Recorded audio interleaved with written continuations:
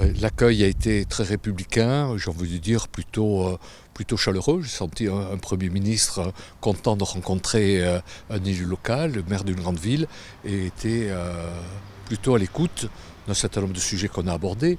Naturellement, je suis revenu sur la démarche que l'on a faite récemment auprès de la ministre de la Culture pour obtenir que Bordeaux soit une terre d'expérimentation pour la réouverture des musées bordelais dans un contexte de protocole sanitaire très strict. Donc on a longuement évoqué ce problème-là. Je l'ai senti tout à fait à l'écoute et soucieux d'essayer de trouver avec nous des solutions dans un contexte dont il ne nous a pas caché que le contexte sanitaire était quand même très très préoccupant et que ce n'était pas encore pour demain que nous reviendrons à une vie traditionnelle et classique à ce niveau-là.